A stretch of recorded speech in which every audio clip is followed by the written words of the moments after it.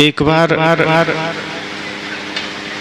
एक पिता अपने पुत्र की शिकायत लेकर मेरे पास आए। उन्होंने कहा कि गुरुजी, मैं तो सत्संग में जाता हूँ और नियम से सुनता हूँ, कहीं भी सत्संग होता है मैं सत्संग में जाता हूँ, लेकिन मैं अपने बेटे को सत्संग में जाने को कहता हूं तो ये जाता नहीं। मैं बहुत प्रयास करता हूं, चेष्टा करता हूं कि तुम भी सत्संग में चलो, संत का दर्शन करो, सत्संग सुनो, ये जाता ही नहीं। थोड़ा आप समझा दें, शायद आपकी बातों का असर हो जाए। अकेले में बैठाकर मैं उस बच्चे से, लड़के से मैंने कहा, सत्संग में क्यों नहीं जाते? कहा मैं जा सकता था, पर कुछ ऐसा दिखना भी तो चाहिए कि सत्संग में जाने से जीवन में कोई परिवर्तन हुआ। मैंने कहा मतलब? कहा पिताजी बरसों से सत्संग करते हैं पर अभी तक ये खैनी नहीं छोड़ पाए। पिताजी बरसों से सत्संग करते हैं पर अभी तक ये कटु वचन नहीं छोड़ पाए, बात बात में हमें ही गाली दे देते हैं, माँ को गाली दे देते हैं। अब मैं वहां जाके करूं क्या? मुझे पता है वहां मैं जाऊंगा तो मुझे कुछ सीखने को नहीं मिलेगा। मैंने कहा ऐसा नहीं। कहा फिर ऐसा नहीं है तो पिताजी अब तक क्यों नहीं बदल पाए? अगर सत्संग से जीवन बदलता है तो मेरे पिताजी तो दीक्षा भी लिए हुए हैं, सुबह शाम जाप भी करते हैं, पर गाली नहीं छूटी, तंबाकू नहीं छूटी, तो मैं क्यों जाऊं? मैं समझ गया दोस्त पिताजी का है। जो आप करेंगे आपके बच्चे पर वही असर होगा। सत्संग में जाना हो, तीर्थ में जाना हो, मंदिर में जाना हो, अगर उसका असर आपके ही जीवन पर नहीं है तो बच्चे वहां क्यों जाएंगे? उन्हें क्या पड़ी है? वो तो और ज्यादा वर्तमान समय के साथ जीने को आतुर है, उसे तो और ज्यादा माया में अटकने को मन है। और उससे आप सोचें कि हम उसे धार्मिक बना दें, आध्यात्मिक बना दे, वो नहीं बन सकता। मैंने उनके पिताजी से कहा कि आप तंबाकू खाते हैं? वो हंसने लगे, कहे साहब ये तो कभी कभार भूल से ले लेते हैं, छूटती नहीं, आदत पहले से है। मैंने कहा बच्चों को गाली देते हैं? कम से कम जिस मुख से गुरु का नाम लेते हैं, जिस मुख से परमात्मा का नाम लेते हैं, उसी मुख से गाली कैसे? क्या कभी आपने सोचा है कि ये वही मुख है जिसमें आपने गुरु का नाम लिया है, परमात्मा का नाम लिया है, राम का नाम लिया है? इसी से गाली कैसे निकलती है? बोलने से पहले सोचते नहीं। बोल तो अमोल है जो कोई बोले जान, ये तराजू तौल के तब मुख बाहर आ। सदगुरु कबीर कहते हैं ये बोल तो बहुत अमोल है, ऐसा बोलो एक एक शब्द जैसे प्रार्थना के शब्द हैं, उसमें गाली कहां से आ गई? मैंने समझाया, उन्होंने कहा गलती तो हुई है। मैंने कहा इसीलिए आपके बच्चे सत्संग में नहीं जाना चाहते। आप एक बार अपने जीवन में परिवर्तन लाकर तो देखिए, ये सत्संग घर में ही आ जाएगा, बच्चे ना जाएं तो भी यहाँ सत्संग मिल जाएगा। आप सत्संग में जाते हैं, सत्संग से घर खाली लौटाते हैं। क्या परिवर्तन आया आपके जीवन में जब आपके भीतर से ही क्रोध न छूटा, जब आपके भीतर से ही गाली न छूटी, जब आपके ही बुरे विचार न मिटे, आपके ही दोष न मिटे? फिर घर आने के बाद उन बच्चों पर क्या प्रभाव पड़ेगा, क्या असर पड़ेगा, और वो क्यों जाएंगे?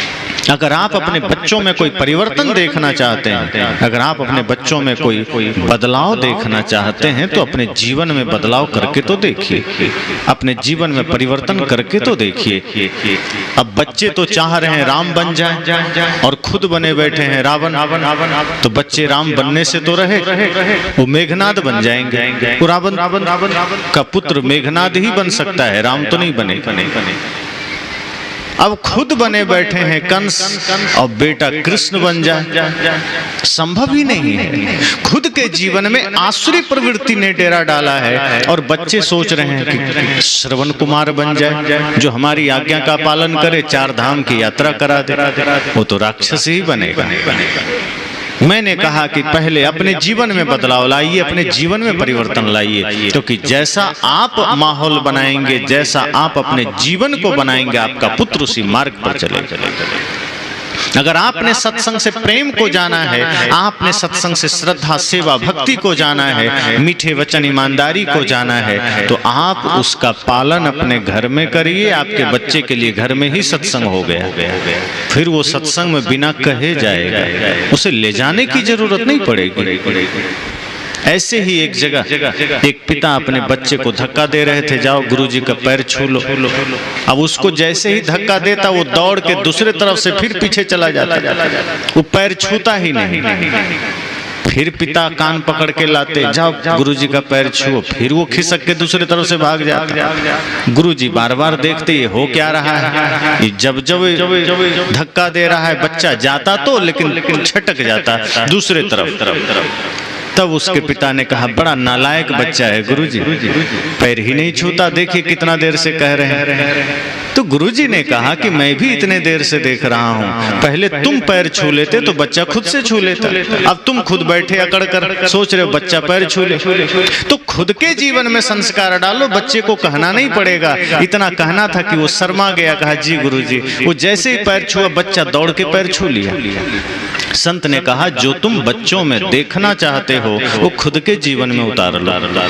बच्चे सिखाने से नहीं सीखते, वो दिखाने से सीखते हैं, ये ध्यान रखना। आप जो कुछ उसे सिखाना चाहते हैं वो मुश्किल है कि सीख पाए, लेकिन आप जो कुछ दिखाएंगे वो सीख जाएगा। आप छोटे छोटे बच्चे आपके घर में हैं, आप प्राणायाम करना शुरू कर दीजिए, सुबह योग करना शुरू कर दीजिए, बच्चे आपके नकल करके वो भी प्राणायाम करने लगे। लेकिन आप बैठे रहिए, कहिए तुम योग करो, वो नहीं करेगा। आप करके सिखाइए। प्रणाम सिखाना है, बंदगी सिखाना है, कुछ भी सिखाना है शुभ आपको करना पड़ेगा। हम सोचते हैं कि मैं जैसा हूं वैसा ठीक है, लेकिन बच्चे धर्मात्मा बन जाएं। हम शराब पिए कोई हर्ज नहीं, हम चुपके से पी लें, पर बच्चा एकदम बुद्ध बन जाए, ऐसा थोड़े होता है। अगर पिता शराबी है तो बच्चा बुद्ध नहीं बनेगा, बुद्धू बनेगा। बुद्ध कैसे बन जाए? बुद्ध बनने के लिए पिता को भी तपना पड़ता है, संस्कार देना पड़ता है। कहने का मतलब है कि ये सत्संग में आप आए तो कुछ अपने ही जीवन में एक बदलाव लेकर जाएं। ये सत्संग आपके जीवन के बदलाव के लिए है। अगर आप कुछ लेकर जाएंगे तो आप अपने बच्चों को भी दे पाएंगे। आप कुछ लेकर ही नहीं जाएंगे, खाली लौट जाएंगे तो बच्चे को क्या देंगे? और वही बच्चे बिगड़ते चले जाते हैं। आज जगह जगह लोग शिकायत करते हैं, क्या करें गुरुजी, छोटे छोटे बच्चे हैं, गुटखा खाना सीख लिया। क्या करें, छोटे बच्चे हैं, फिल्म देखते हैं, छोटे छोटे बच्चे हैं, लड़ाई झगड़ा करते हैं, गाली देते हैं। कहाँ से सीखे? आपके एरिया में भी कोई विद्यालय थोड़े है जहाँ गाली सिखाई जाती है। कोई किताब नहीं होगी जिसमें गाली लिखी होगी। कोई ऐसा कोचिंग सेंटर नहीं होगा जहाँ गाली सिखाई जाती हो या लड़ाई सिखाई जाती हो। जहाँ भी होगा पढ़ने के लिए होगा, जहाँ भी होगा कुछ अच्छी बातें सिखाने के लिए होगा। फिर ये बीच में गालियाँ कहाँ से बच्चे सीख जाते हैं? फिर ये आपके बच्चे लड़ाई झगड़ा कहाँ से सीख जाते हैं? अपने ही पिता के साथ बुरा बर्ताव करना कहाँ से सीख जाते हैं? माता पिता गुरु की अवज्ञा करना कहाँ से सीख जाते हैं? वो घर का ही माहौल होता है, वो घर का ही वातावरण होता है। वो सारे संस्कार आपके घर से बाहर निकलते हैं। आप जैसा करते हैं, जैसा जीते हैं, वही बच्चों में आ जाता है। भजन आप सब सुनते हैं, मन पवित्र था मेरा जब जहां में आए थे, धर्म कर्म कुछ ना थे अपने ना पर आए थे, हम बेहोश हो गए होश जब संभाला है, और पहले से जो डूबे थे हमको भी धकेला है। कहा ये धरती पर जब बच्चे आते हैं, शिशु इंसान शिशु रूप में आता है, बाल रूप में आता है, तो उसमें कोई बुराई नहीं होती। यहाँ भी बहुत सारे बच्चे हैं, आप किसी बच्चे में देख लीजिए कोई गुटखा की आदत नहीं है, चोरी की आदत नहीं है, छल नहीं है, कपट नहीं है, किसी प्रकार की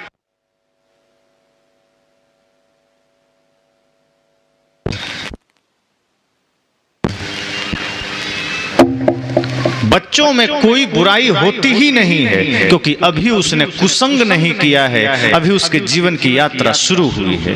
इसलिए बच्चों को भगवान का रूप कहा गया, उसमें कोई दोष नहीं है। लेकिन जैसे जैसे वो घर में बढ़ता जाता है, माता पिता भाई बंधु दादा दादी मौसा मौसी का संग करते जाता है, जैसे जैसे समाज में बढ़ते जाता है, आगे यात्रा करते जाता है, बुरे प्रवृत्तियों का रंग उस पर चढ़ता जाता है। धीरे धीरे बड़ा हुआ, वो गाली सीखा, वो जातिवाद सीखा, वो छल सीखा, कपट सीखा, झूठ सीखा, निंदा सीखा। कहां से? घर से ही सीखा। एक बार एक बच्चे ने अपने पिता से कहा कि मैंने स्कूल में आज पढ़ा है, इतिहास में बहुत बड़े बड़े युद्ध हुए हैं, देश में विदेशी आक्रांताओं ने हमारे देश में आकर के बहुत सी लड़ाइयां लड़ी है। पिताजी ये युद्ध होता क्यों है?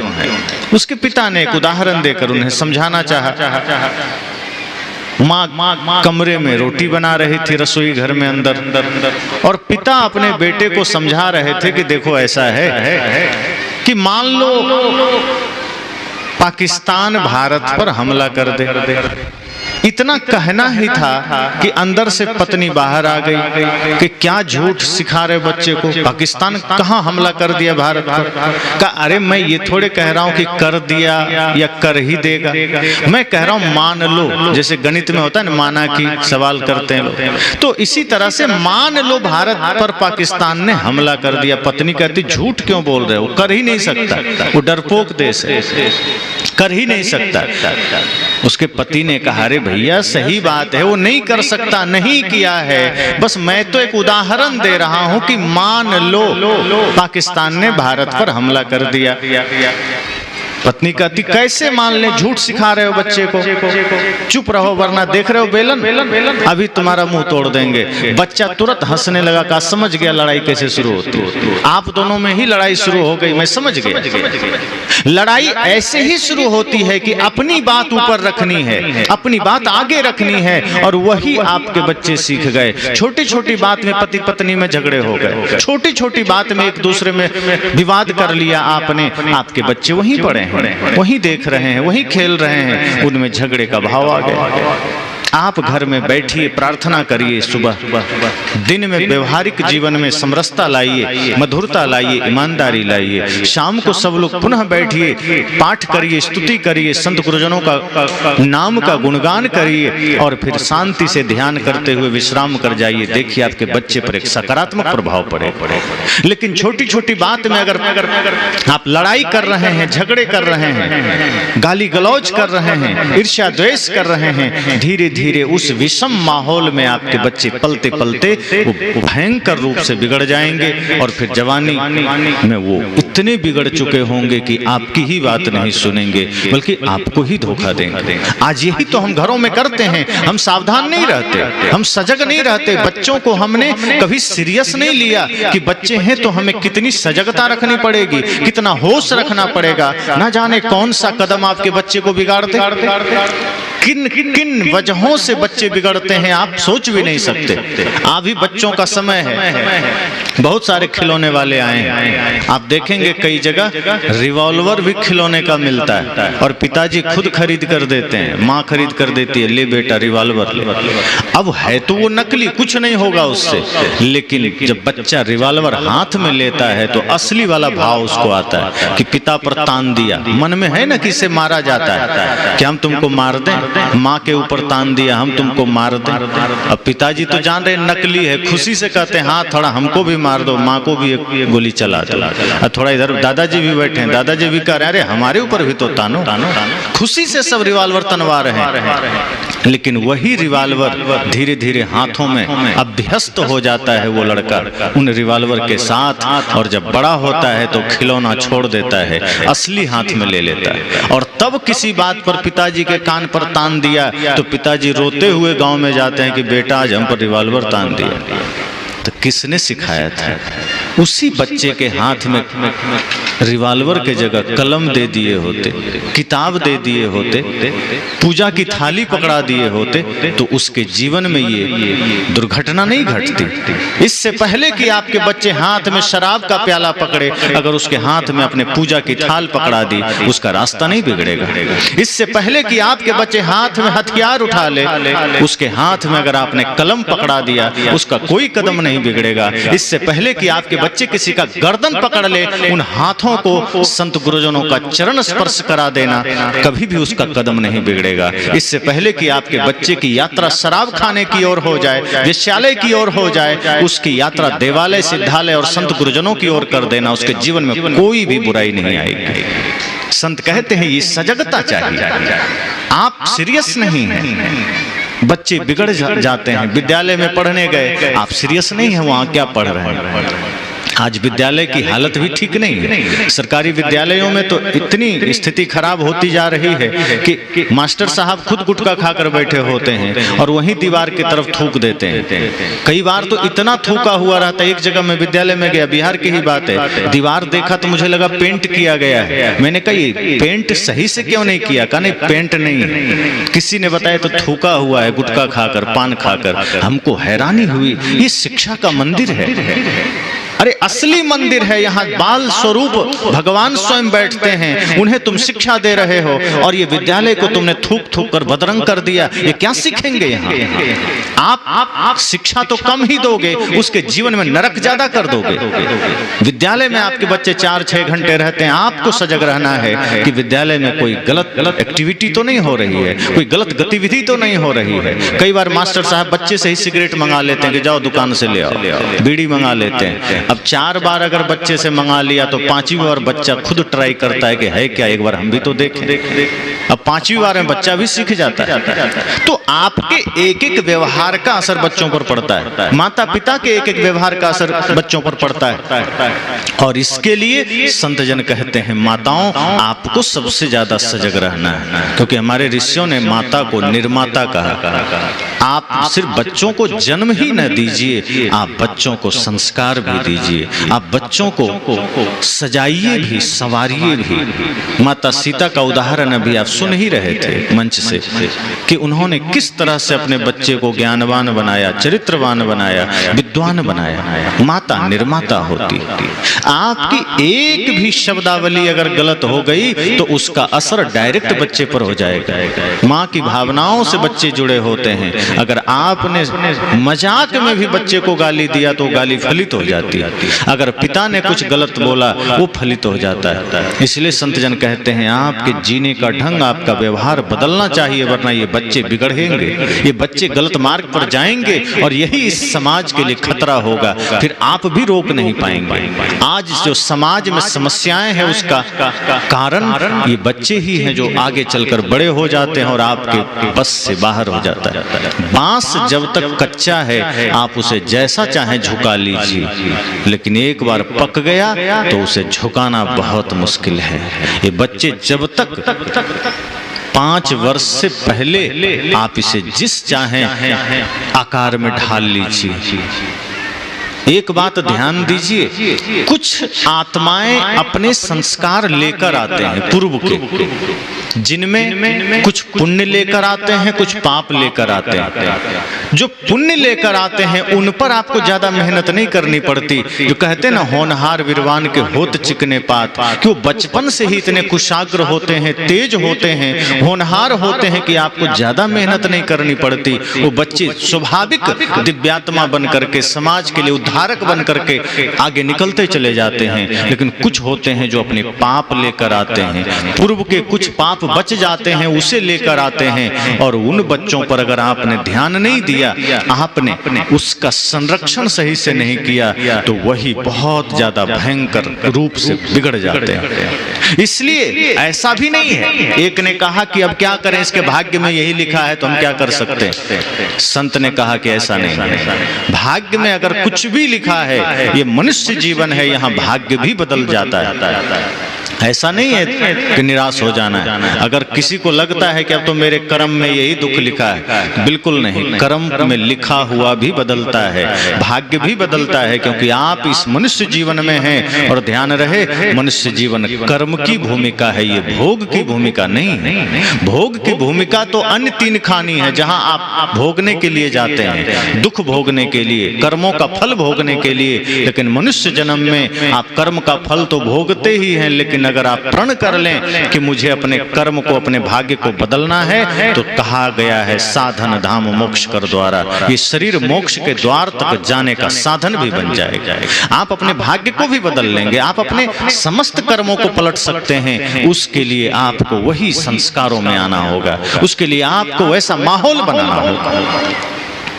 अगर ऐसा नहीं है तो आप देख लीजिए अंगुलीमाल को, कितना भयंकर पापी था, आतंकवादी, जो मिले उसी को मार दे, हिंसा हिंसा सिर्फ हिंसा करता गया। लेकिन जिस दिन बुद्ध से सामना हुआ, भगवान बुद्ध का ज्ञान मिला, अचानक उसके जीवन में परिवर्तन आ गया और वो सारे कर्म उसके मिट गए, सारे पाप मिट गए, उसका भाग्य मिट गया।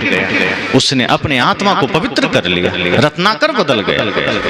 अगर पाप कर्म न मिटते, कर्म न बदलते, भाग्य न बदलते, तो अंगुलीमाल कभी सन्यासी न बन सकता था, रत्नाकर कभी वाल्मीकि नहीं बन सकते थे।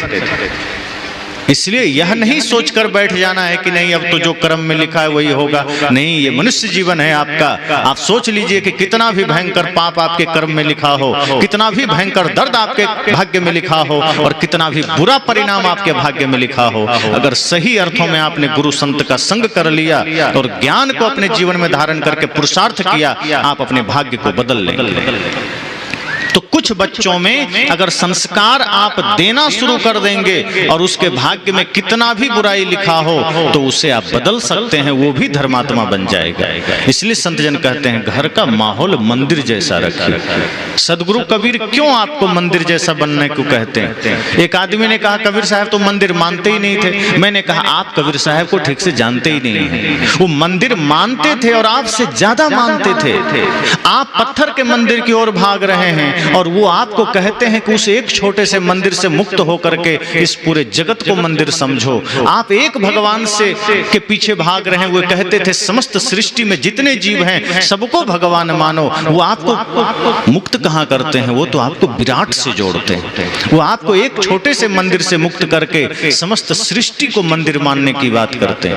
वो आपको एक छोटे से मंदिर के पत्थर के भगवान से मुक्त करके समस्त जीवित प्राणियों के हृदय में भगवान देखने को कहते हैं। लोग शिकायत करते हैं कि कबीर साहब व्रत नहीं मानते हैं। मैंने कहा वो एक दिन उपवास रह करके ढोंग करने के व्रत को ठुकराते हैं। वो तो कहते हैं सत्य को धारण करो, प्रतिदिन आपका व्रत है। वो तो कहते हैं प्रेम को धारण करो, प्रतिदिन आपका व्रत है। वो कहते हैं सत्य को, प्रेम को, अहिंसा को, करुणा को जीवन में धारण करो, आपका प्रतिदिन व्रत है। और माता सीता को यही शिक्षा दी गई थी, एक ही व्रत एक धर्म नेमा, काय वचन मन पति पद प्रेमा। उनको ये नहीं कहा कि तुम जितिया कर लेना, तीज कर लेना, करवा चौथ कर लेना।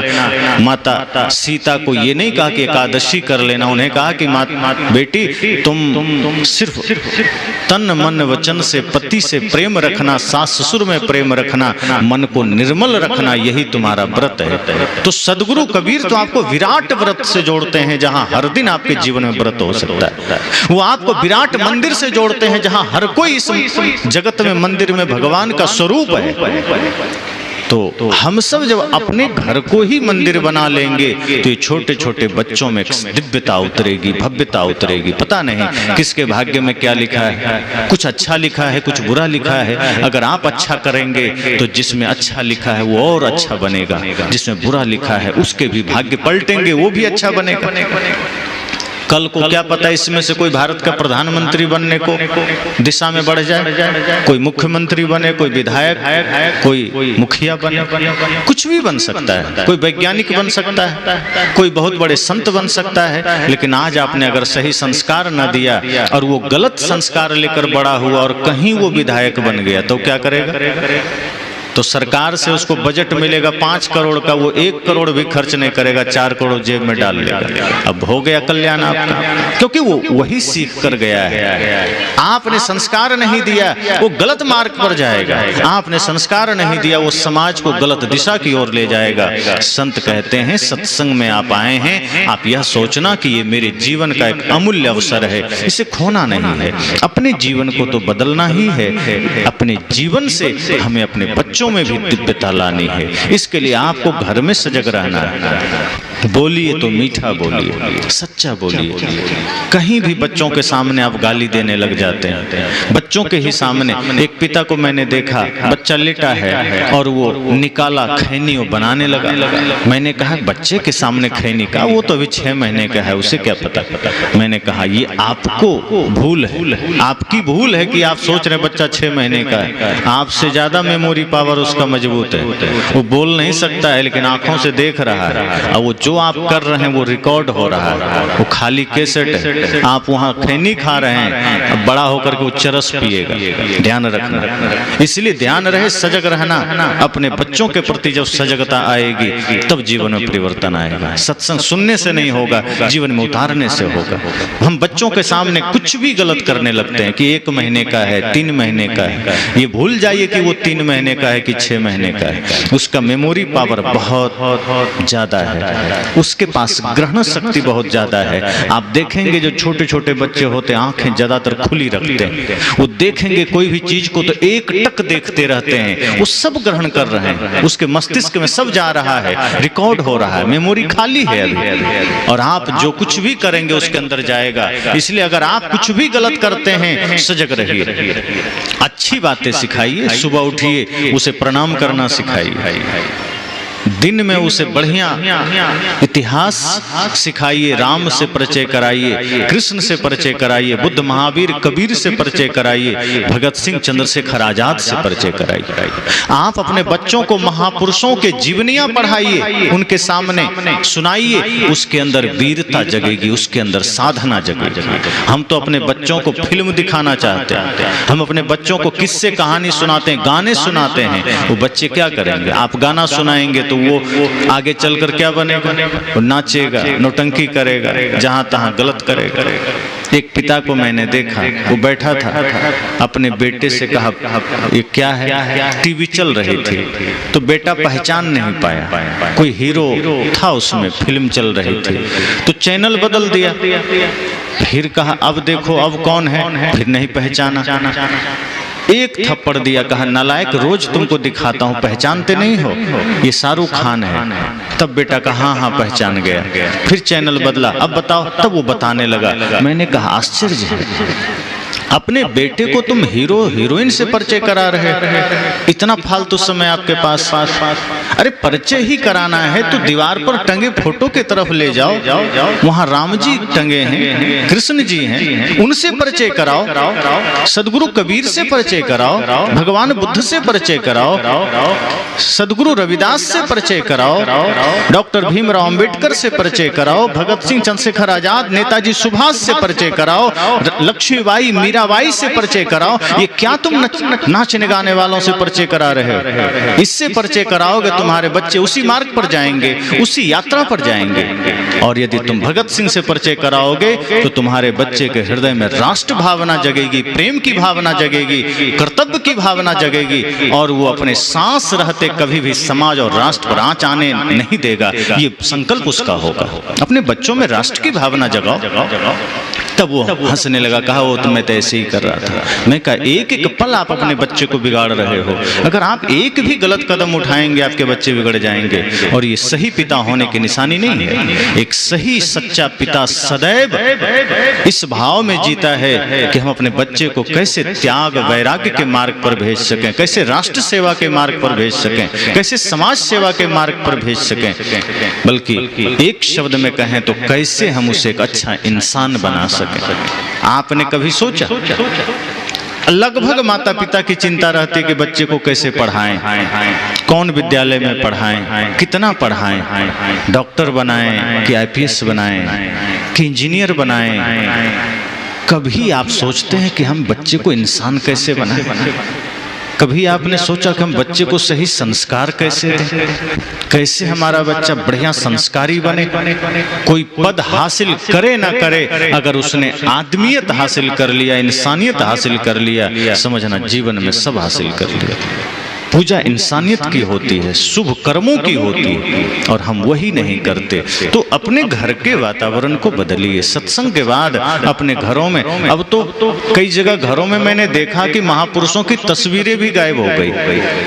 पहले तो दीवारों पर रामकृष्ण के तस्वीर मिलते भी थे, बुद्ध महावीर कबीर के तस्वीर मिलते भी थे। अब मैं कई जगह देखता हूँ हीरो हीरोइन की तस्वीरें लोग टांगने लगे, और दीवारों पर ही नहीं, किताबों में, कॉपियों में हीरो हीरोइन की तस्वीरें आ गई। और बच्चे इतने ज्यादा उसके आदी हो गए कि एक जगह मैं दुकान पर था, एक छोटा सा बच्चा आया, 6 साल का रहा होगा, बगल में घर था, कहा मुझे कॉपी चाहिए। तो दुकानदार ने कॉपी दिया, उस पर शेर की तस्वीर छपी थी। बच्चे ने कहा ये नहीं चाहिए। दुकानदार ने कहा फिर कौन सा, कहा दूसरा दो। फिर दूसरा दिया, उस पर कुछ ऐसे फूल की तस्वीर थी। कहा ये भी नहीं चाहिए। कहा तो बताओ क्या चाहिए। कहा वो कैटरीना कैफ वाली चाहिए। हमने सिर ठोक लिया, बच्चा पढ़ने के लिए ले रहा है, फोटो देखने के लिए। छोटा सा बच्चा है, पढ़ेगा कि फोटो देखेगा। दुकानदार भी हंसा, कहा कि महाराज जी यही किताब, ऐसे ही कॉपियां बिकती है, देख लीजिए बच्चों में कितना असर पड़ गया। क्योंकि घर में वही देख रहा है, माता पिता साथ में बैठकर देख रहे हैं।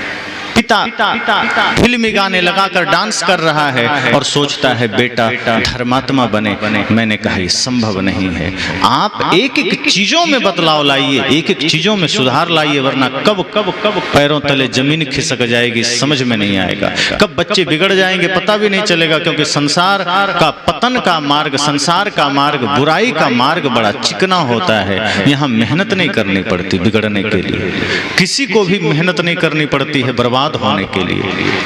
कोई भी चोर कह सकता है कि मुझे बड़ी तपस्या करनी पड़ी चोर बनने में, कि बड़ा मेहनत किया है मैंने, बरसों तपस्या की है तब मैं चोर बना, असावधानी हुई चोर बन गया। कोई तपस्या की जरूरत नहीं है। कोई शराबी कह सकता है कि मैंने बड़े कोर्स किए हैं, डिग्री हासिल की है तब मैंने शराबी का डिग्री पाया या शराब पीना शुरू किया। शराबी बन गया, असावधानी में बन गया।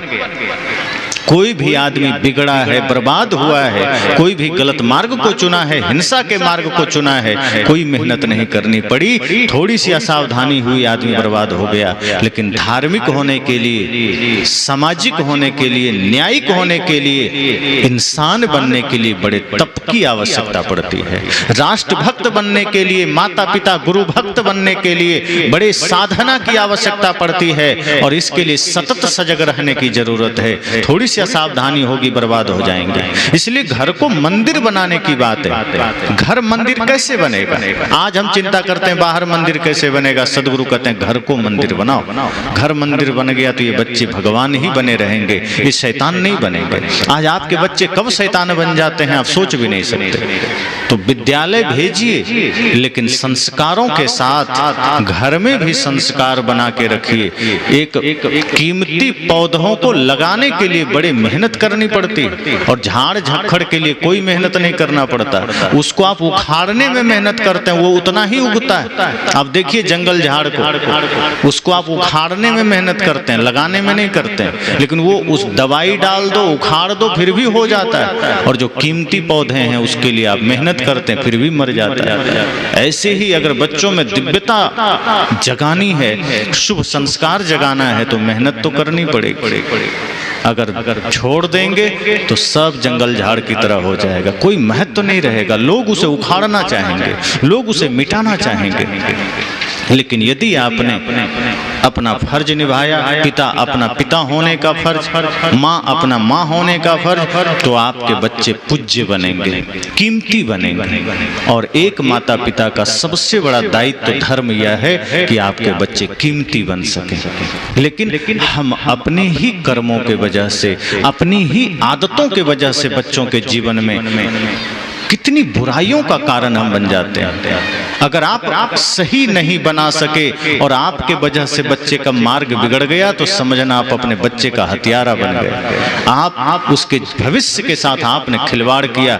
इसलिए सत्संग में बैठिए तो सजग होकर बैठिए कि नहीं, ये जीवन थोड़ा है, लेकिन हमें थोड़े ही जीवन में वो काम करके जाना है कि ये जीवन अमर बन जाए। और ये अमरता बाहर की चीजों से नहीं आएगी, ये अमरता आपके शुभ कर्मों से आएगी, ये अमरता सही संस्कार से आएगी। तो मैंने कहा कि सत्संग में आप जाएं तो कुछ ऐसा लेकर जाएं कि आपके द्वारा आपके बच्चों में भी वो दिव्यता उतरे। चूंकि हम सब सिर्फ अकेला नहीं है इस धरा पर। मैंने कल भी कहा था कि हम कुछ भी भूल करेंगे इसका असर समाज पर होता है, राष्ट्र पर होता है। और हम सबका दायित्व है कि हम सही संस्कारों के साथ जिए ताकि हमारे बच्चे में सही संस्कार आए। आज राष्ट्र में जातिवाद का खतरा है, संप्रदायवाद का खतरा है। कोई अलग अलग संप्रदाय लेकर खड़ा है, कोई जाति लेकर खड़ा है, कोई पंथ मत का झगड़ा लेकर खड़ा है, कोई कपड़े के झगड़े में पड़ा है, कोई तिलक को लेकर झगड़े में है, कोई माला को लेकर झगड़े में है। बाहर कितने प्रकार के झगड़े चल रहे हैं। आज हमारा देश एक तरह से कहा जाए तो तमाम समस्याओं से घिरा है। अगर ऐसे समय में हम राष्ट्र के साथ खड़े नहीं रहेंगे, ऐसे समय में अगर हमारे भीतर देश भक्ति की भावना नहीं जगेगी तो देश पुनः गुलाम हो सकता है। और संस्कारों से तो हम गुलाम हो ही चुके हैं। अंग्रेज 1947 में चले गए, लेकिन आज अंग्रेजों का दिया हुआ वस्त्र, उसका भोजन, उसकी संस्कृति हमने आज भी पकड़ रखा है। तभी तो आज घरों में लोग चाय पीते हैं। ये चाय क्या हमारे भारत की है? ये अंग्रेज देकर गए, हम चाय यहाँ पीते हैं। अंग्रेज वस्त्र देकर गए, आज वस्त्र पहने जाते हैं, बच्चे बच्चियां वस्त्र पहनते हैं। पहले वस्त्र पहने जाते थे शरीर को ढकने के लिए, अब वस्त्र पहने जाते हैं शरीर को दिखाने के लिए। पहले इसी भारत भूमि में त्याग के द्वारा, तप के द्वारा, ध्यान के द्वारा, साधना के द्वारा अपना नाम रोशन किया जाता था। आज इसी भारत में एक होड़ सी मची है, अंग प्रदर्शन करके अपना नाम कमाना है, नाच करके अपना नाम कमाना है, मिस इंडिया, मिस वर्ल्ड बन के अपना नाम कमाना है। ये विघटन कहां से आया? अंग्रेज चले गए, लेकिन उसने अपनी कुरीति हम पर थोप दिया। आज हम उसके एक एक कुरीति का शिकार हो गए, नशा के शिकार हो गए, दुर्व्यसन के शिकार हो गए, चाय पान के शिकार हो गए। और तो और अब बच्चे भी बाजार जाते हैं तो फास्ट फूड खाने लगे, पिज्जा, बर्गर, चाउमीन, मोमोज, ये सारे कैंसर पैदा करने वाले भोजन आज हमारे बाजारों में जगह जगह खूब मिलते हैं। और हमारे बच्चे उसे ही खाने में अपना गौरव समझते हैं। ये हमारे शरीर के साथ सबसे बड़ा खिलवाड़ है। आज आपको जागृत होना है, आज आपको सजग होना है कि ये भोजन नहीं, ये विष है, ये जहर है। जो भी लोग बाजार में फास्ट फूड खा रहे हैं वो समझना अपने से अपने शरीर की हत्या करने में लगे। जो लोग भी Coca Cola, Pepsi, Thums Up, Mirinda आदि पी रहे हैं वो खुद से अपने जीवन के साथ खिलवाड़ कर रहे हैं। ये देश की संस्कृति को पुनः आपको समझना है कि यह देश इन दुर्व्यसनों और इन गंदगियों के साथ जीने के लिए नहीं है। ये देश की मिट्टी तो इतनी पावन है, इस देश की संस्कृति इतनी महान है, इस देश की मर्यादा इतनी श्रेष्ठ है कि यहाँ हम पवित्रता से जी सकें। ऐसे सूत्र मौजूद हैं मिट्टियों में भी, वायुमंडल में भी, लेकिन अंग्रेज चले गए। आज हम पुनः उसी की गुलामी को वस्त्र में भी धारण किए हुए, खाने पीने में धारण किए हुए हैं। आप संकल्प ले लीजिए कि हमारे घरों में पुनः हमारी संस्कृति आनी चाहिए, हमारा भोजन पुनः सही होना चाहिए, हमारा कपड़ा सही होना चाहिए। आपका बाहर का अगर आवरण सही नहीं है तो भीतर पवित्रता कैसे आएगी? बाहर भी तो शुद्धता चाहिए, बाहर भी तो संस्कार चाहिए, और बाहर हमने बिगाड़ दिया, हमारा खाना पीना जीना सब बिगड़ गया। तो मैंने क्या कहा कि अगर हम सब सावधान न रहे तो गुलामी फिर आ जाएगी। वो बाहर की गुलामी है, वो कभी भी आ जाएगी। मानसिक गुलामी तो आ ही गई है, मन से तो हम गुलाम ही हैं। आज आदमी कहाँ भोजन शुद्ध करता है? आज आदमी ठीक से एक दूसरे से बात कहाँ करता है? पहले संयुक्त परिवार होते थे, एक साथ बैठकर सब भोजन करते थे। अब तो दो दो लोग घर में होते हैं, फिर भी एक साथ बैठकर भोजन करने को राजी नहीं। सोचिए, पति पत्नी एक साथ बैठकर भोजन नहीं कर सकते, 2-3 भाई है साथ बैठकर भोजन नहीं कर सकते, माता पिता को भोजन करा के प्रणाम करके आशीर्वाद लेकर भोजन करने की प्रथा खत्म हो गई। अब आपके बच्चे उस घर में क्या सीखेंगे, क्या पलेंगे, क्या बड़े होंगे? वो वही नकारात्मकता सीखते सीखते बड़े होते हैं और इतने नकारात्मक हो जाते हैं कि वो स्वार्थपरता में ये भूल ही जाते हैं कि माता पिता गुरु श्रद्धेय हैं, आदरणीय हैं, ये देश आदरणीय है, ये देश के प्रति हमारा कुछ दायित्व है। वो स्वार्थी बन जाता है और इसका जिम्मेदार एक माता पिता होता है। अभी आपने सुना होगा, एक घटना छपी थी अखबारों में। हजारीबाग के कोई थे जिनके पास करोड़ों की दौलत थी, बच्चों को बड़ा उन्होंने योग्य बना दिया। योग्य इस अर्थ में कि बच्चे भी करोड़पति हो गए और विदेश में रहने लगे। अचानक उस बुजुर्ग की तबीयत बिगड़ी, बीमार हुए और मृत्यु हो गई। उनके बच्चों को सूचना दी गई कि तुम आ जाओ, तुम्हारे पिता गुजर गए। वो बच्चे कहे मैं आऊंगा तो मेरा करोड़ों का नुकसान हो जाएगा, बिजनेस घाटे में चला जाएगा, इसलिए मैं नहीं आ सकता। लावारिस लाश समझकर अस्पताल वालों ने ही उसका दाह संस्कार कर दिया। उस बूढ़े ने क्या पाया? आप भी सोचना कि अगर आप अपने बच्चों को सिर्फ धन कमाने की प्रेरणा दे रहे हो, अगर आप अपने बच्चे को सिर्फ बिजनेस का मॉडल सिखा रहे हो, तो अंत में आप क्या पालेंगे? क्योंकि आपके बच्चे आपसे ज्यादा महत्व वो धन को देंगे अगर यदि आपने उसे सिर्फ धन की महत्ता सिखाई। अगर आपने उसे सिर्फ जमीन, धन, सोना, चांदी, रुपये, पैसे का महत्व बताया है तो एक ना एक दिन वो आपसे भी ज्यादा वो रुपये का महत्व देंगे और आपके लिए वो रुपये का नुकसान नहीं कर सकते। और ये ध्यान रहे कि फिर आप लावारिस हो जाएंगे, वो लौट कर नहीं आएंगे। सहारा के जो मालिक थे उनके साथ भी यही घटना हुआ। बच्चे लंदन में थे, उनकी यहाँ मृत्यु हुई, बच्चे वहां से नहीं आए, कहा मुझे कोई मतलब नहीं, कर दो दाह संस्कार। क्या आप चाहेंगे कि अंतिम में आपको ये दिन देखना पड़े? संत कहते हैं नहीं, सजग हो जाइए। ये बुढ़ापा आपको भी वो दिन दिखा सकती है, आपके जीवन में भी वो घटना घट सकती है। इसलिए बच्चे को धन कमाने की प्रेरणा तो देना, लेकिन उससे ज्यादा उसे धर्म कमाने की प्रेरणा देना, उससे ज्यादा उसे संस्कार अर्जित करने की प्रेरणा देना। और यदि उसके जीवन में धर्म और संस्कार रहेगा तो करोड़ों न्यौछावर आपके चरणों में कर सकता है। और यदि आपने उसे धार्मिक नहीं बनाया, आपने उसे संस्कारी नहीं बनाया, तो 100 रुपए के चक्कर में भी वो आपको त्याग सकता है, क्योंकि मन मस्तिष्क को आप जो यात्रा कराएंगे वो कर लेगा।